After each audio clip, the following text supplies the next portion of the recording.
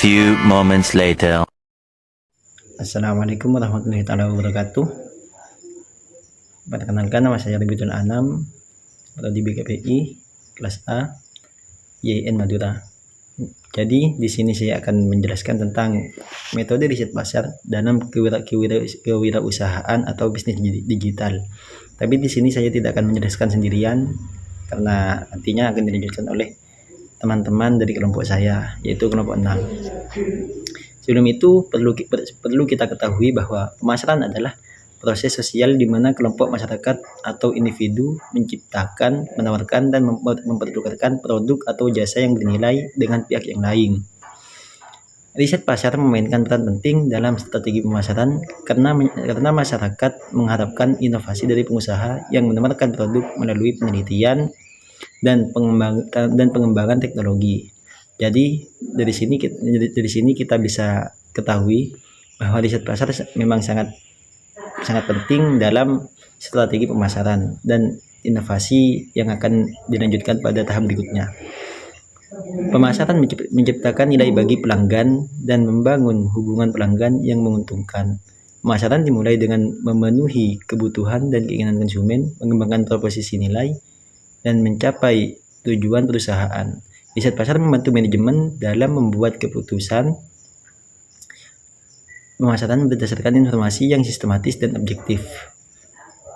Dalam bisnis digital, riset pasar sangat penting untuk mengidentifikasi tren, kebutuhan, dan preferensi pasar, serta mengembangkan strategi pemasaran yang efektif dan tepat sasaran. Jadi sangat begitu banyak hasil yang bisa kita raih dari riset pasar, karena riset pasar memang salah satu hal yang wajib bahkan wajib dilakukan oleh seseorang yang ingin meninjau pemasaran tersebut. Studi riset pasar bisnis digital menyoroti pentingnya peran UMKM dalam ekonomi digital di Indonesia. Sebanyak 49,6% konsumen mencari informasi produk secara online sebelum membeli, yang menciptakan peluang dan tantangan bagi UMKM. Kendala utama dalam digitalisasi adalah kurangnya sumber daya manusia dan akses teknologi yang masih terbatas. Untuk membantu UMKM menghadapi era digital, pendampingan dan edukasi diperlukan. Pendampingan digital marketing dapat memperjelas konsep dan meningkatkan kinerja UMKM di pasar digital melalui media sosial, optimisasi mesin pencari, dan strategi pemasaran online. Manajemen komunikasi digital Asosiasi Konten Kreator mencakup perencanaan, aktivitas, dan evaluasi untuk meningkatkan omset bisnis UMKM melalui penelitian pasar dan pembuatan konten yang efektif. Jadi dari sini kita bisa ketahui bahwa memang riset pasar sangat penting dalam hal yang seperti ini. Baik, cukup sekian dari saya dan akan dilanjutkan oleh pemateri selanjutnya. Baik, di sini saya akan melanjutkan penjelasan tentang analisis kasus.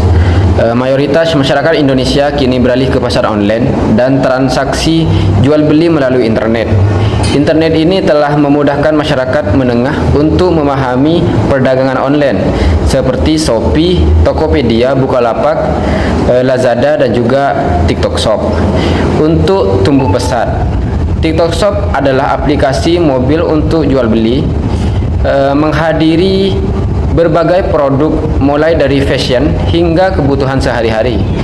Aplikasi ini memudahkan pengguna dalam berbelanja online tanpa perlu membuka website di komputer, termasuk melacak barang yang dikirim serta promo dan pembayaran secara COD. Assalamualaikum warahmatullahi wabarakatuh. Perkenalkan, nama saya Nandia Kalam Putri. Di sini saya akan melanjutkan penjelasan dari pemateri sebelumnya, yaitu analisis pasar menggunakan metode SWOT. Yang pertama, di sini ada kekuatan. Poin A adalah memanfaatkan tren konten video pendek yang sedang populer. Poin B ialah interaksi langsung antara penjual dan pembeli melalui video. Poin C yaitu potensi untuk meningkatkan keterlibatan pengguna dan kepercayaan konsumen. Yang kedua, di sini ada kelemahan. Poin A yaitu memerlukan infrastruktur teknologi yang kuat untuk mendukung video streaming. Yang poin B yaitu membutuhkan strategi konten yang kreatif untuk menarik pengguna. Poin C adalah persaingan yang ketat dengan platform e-commerce yang sudah mapan. Yang ketiga, di sini ada peluang. Poin pertama yaitu pertumbuhan penggunaan media sosial dan konten video. Poin B yaitu potensi untuk menjangkau pasar yang lebih luas melalui video. Yang ketiga adalah poin C adalah kemitraan dengan influencer untuk meningkatkan visibilitas. Yang keempat ada ancaman. Poin A di sini persaingan dari platform yang sudah mapan. Poin B yaitu perubahan tren konsumen yang cepat. Poin C masalah privacy dan keamanan data pengguna.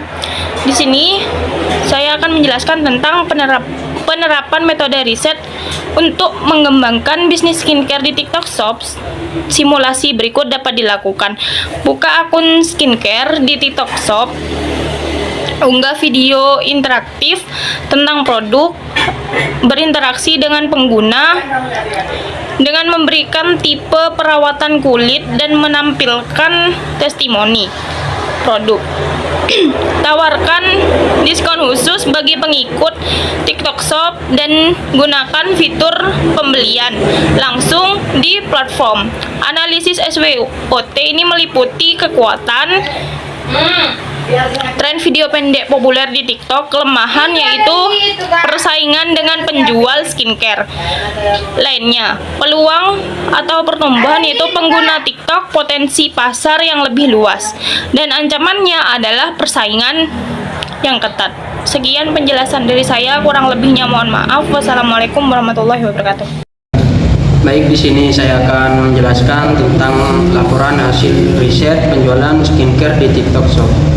Dan analisis SWOT yang dilakukan terlihat bahwa bisnis ini memiliki potensi yang signifikan untuk sukses jika strategi yang tepat dilakukan. Peluang terbesar adalah dalam pertumbuhan pengguna TikTok yang terus meningkat, sementara ancamannya adalah persaingan yang intensif dan perubahan tren konsumen yang cepat. Di sini saya sebagai pemateri terakhir yang akan menjelaskan tentang analisis dan rekomendasi. Berdasarkan analisis penjualan skincare di TikTok Shop, bisnis ini memiliki potensi sukses yang besar dengan strategi yang tepat. Kelebihannya adalah memanfaatkan tren konten video pada video pendek dan interaktif. Sementara kekurangannya adalah persaingan yang ketat dan ketergantungan pada algoritma platform. Peluang besar terletak pada pertumbuhan penggunaan TikTok yang terus meningkat. Namun juga terdapat ancaman persaingan intensif dan perubahan tren konsumen yang cepat. Rekomendasi strategi bisnis meliputi kreativitas konten, kemitraan dengan influencer, optimasi algoritma, pengembangan komunitas, pengembangan strategi pemasaran, pengembangan sistem pembelian, dan pengembangan analisis data. Dengan mengikuti rekomendasi ini, bisnis skincare di TikTok Shop dapat mengoptimalkan kesadaran merek, keterlibatan konsumen, dan penjualan. Sekian penjelasan dari saya, kurang lebih mohon maaf.